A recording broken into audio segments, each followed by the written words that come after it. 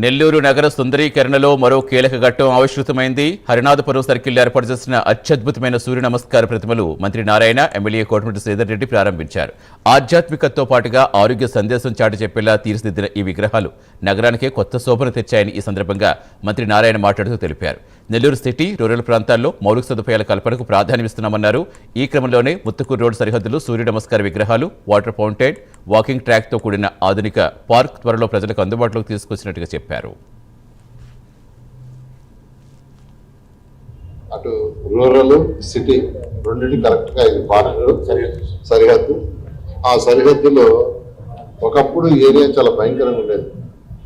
అట్లాంటి ఏరియాలో ఈరోజు సూర్య నమస్కారాల ఐడియాలని చాలా చాలా చక్కగా మన యొక్క సంస్కృతిని అంతా ప్రతిబింబించేటట్టుగా చాలా చాలా చక్కగా అరేంజ్ చేశారు.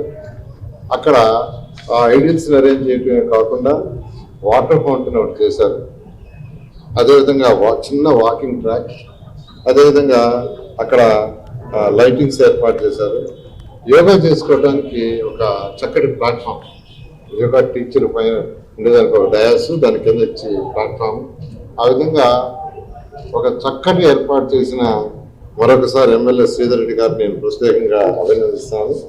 రూరల్ నియోజకవర్గానికి ఒక సరిహద్దు లాంటి ప్రాంతమైనటువంటి హరినాథపురం సర్కిల్లో నగర సుందరీకరణలో భాగంగా ఏదైతే సూర్య నమస్కారాల ఆ యొక్క ప్రతిమలు ఆహ్లాదకరంగా ప్రజలందరూ కూడా ఎంతో ఒక సుందరీకరణ పద్ధతుల్లో చేసినటువంటి కార్యక్రమాన్ని రాష్ట్ర మున్సిపల్ శాఖ మంత్రి పొంగూరు నారాయణ గారి చేతుల మీదుగా మనం అందరం